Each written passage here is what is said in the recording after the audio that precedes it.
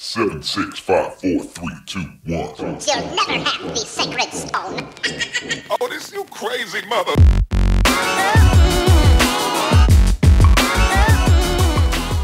Eh bien bonjour à toutes et à tous, aujourd'hui on se retrouve dans le bureau, malheureusement ce n'est pas une sortie détection. Je sais qu'il était prévu une sortie détection live avec Dams, Daniel, Bouddha et moi, malheureusement demain il fait pas beau. On a un temps qui est pas terrible, surtout si on met les caméras à l'extérieur pour vous proposer un live, voilà c'est plutôt risqué. Donc on va décaler la sortie au 1er mars normalement, on va se retrouver une petite zone, voilà, donc on vous préviendra pour la sortie live. Maintenant pourquoi cette vidéo, je voulais vous parler en fait de tout ce qui se passe dans le milieu de la détection de loisirs, les perquisitions, les gens qui arrêtent de filmer, les gens qui coupent leur chaîne. Voilà, moi de mon côté, pour qui s'intéresse bien sûr, je continuerai de faire mes vidéos. J'estime que je ne suis pas hors la loi dans la détection de loisirs que je fais. Je respecte les propriétés privées, on demande les autorisations aux propriétaires. Nous n'allons pas sur des sites archéologiques, surtout qu'on filme, et comme je l'ai dit, YouTube comme Facebook, c'est un moyen de voir ce que vous faites indirectement. Donc je me tire pas une balle dans le pied, j'essaie de faire ça normalement. J'essaie d'expliquer notre loisir, j'essaie d'expliquer qu'on ne fait pas de la détection pour l'argent, mais pour un plaisir, pour l'histoire, pour la dépollution aussi, bien sûr, ça va jouer aussi dedans. Mais voilà, je pense qu'on fait une détection qui est saine. On pourrait travailler avec les archéologues, les Anglais le font. Voilà, je ne vais pas revenir toujours sur les mêmes discussions, mais je pense qu'on pourrait faire quand même quelque chose en France, et quelque chose où tout le monde est d'accord, les archéologues comme les prospecteurs. Je suis tout à fait d'accord qu'il y a des gens qui sont malhonnêtes dans le monde de la détection, tout le monde en connaît. Des gens qui font ça pour le profit, pour l'argent. Moi personnellement, c'est pas mon truc. Je suis pas millionnaire, je suis pas milliardaire, mais je veux vivre avec une conscience sereine. C'est-à-dire que je veux sortir détecté sans me retourner toutes les 5 minutes dès que j'entends un bruit. Voilà, pour moi, c'est un exutoire. On a besoin d'une soupape. Et je pense que la détection de loisirs fait office de soupape. Va me permettre de m'isoler pendant quelques minutes, quelques heures dans les bois, creuser, voir autre chose que la pollution, que voir la misère aussi dans Paris, que de voir tout ça. Donc j'ai besoin de la détection, c'est pour ça que je respecte la loi, je ne veux pas de problème. On a essayé de nous causer des problèmes lors d'un rallye dans le Berry, certains s'en souviennent. Malheureusement, ils n'ont rien contre nous parce que nous avons respecté la loi de la détection de loisirs.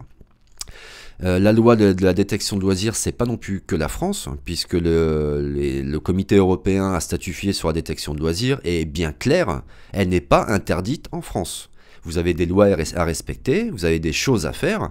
C'est comme d'avoir une voiture, vous êtes limité en vitesse, vous ne faites pas n'importe quoi, voilà. Quel intérêt de faire des vidéos sur YouTube, de mettre sur Facebook et de montrer qu'on détecte ouvertement sur des sites archéologiques qu'on revend? Je pense que ça existe, tout n'est pas blanc, tout n'est pas noir dans la détection de loisirs, il y a aussi des gens qui sont malhonnêtes. Donc voilà, les perquisitions qu'il y a eu, je ne vais pas en parler parce qu'on ne connaît pas le fond du sujet. La justice, si elle est bien faite, prendra une décision. Voilà, maintenant le temps nous le dira. Et pourquoi je vais pas arrêter de détecter? Parce que j'ai acheté un drone, voilà, merde, je voulais vous faire des belles petites vidéos, des belles petites vues du paysage. Donc voilà déjà aussi pourquoi je vais pas arrêter. Alors je vais revenir quand même sur un petit point. Le drone ne me sert pas à chercher des sites archéologiques. Qu'on soit bien d'accord. C'est possible, bien sûr, comme de prendre un avion de touriste et faire des photos, c'est possible aussi de zone. Moi, ça ne m'intéresse pas. Pour avoir des problèmes, pour avoir des machins, des bidules, j'ai pas envie. Donc le drone, c'est image, c'est montrer des paysages, montrer un groupe de prospecteurs, nous montrer en train de détecter dans un champ. Voilà à quoi va me servir le drone. Alors, qu'est-ce que j'ai acheté pour le drone récemment? J'ai acheté des petits pare-chocs d'hélice. Voilà, l'hélice sera au milieu. Ça va me permettre de filmer dans les zones comme un bois, par exemple, bien dégagé, éviter de me prendre les branches, etc., etc. Donc, 4 pare-chocs d'hélice, il y en a 4, donc les 4 pare-chocs. Et j'ai investi dans une petite boîte de transport qui va me permettre d'emmener le drone un petit peu partout, à l'étranger, comme en France, comme dans la famille. Cette boîte est étanche. Bon. C'est pas la priorité, mais toutes les boîtes de transport maintenant sont étanches, assez solides. Vous avez des fixations. Hop, et qu'est-ce qu'on a dedans? On a l'ensemble du drone, c'est-à-dire le drone en lui-même, les batteries, la télécommande, les câbles, les divers systèmes d'alimentation et de rechargement. Voilà, on a tout dans cette petite boîte qui prend pas de place et qui me permet de protéger le drone qui n'est pas donné et de faire ça pour le mieux. Voilà les amis, bah écoutez, comme je l'ai dit, la détection ne va pas s'arrêter de mon côté, on continuera à faire des vidéos. Donc merci à tous d'avoir suivi la vidéo, j'espère que vous continuerez à détecter, n'ayez pas peur de tout ce qui se passe. Si vous êtes droit dans vos bottes et carré dans votre tête, vous n'aurez jamais de problème. Voilà, allez, bonne sortie à tous, merci d'avoir visionné, je vous dis à bientôt pour une nouvelle sortie détection en groupe. Voilà, ciao tout le monde!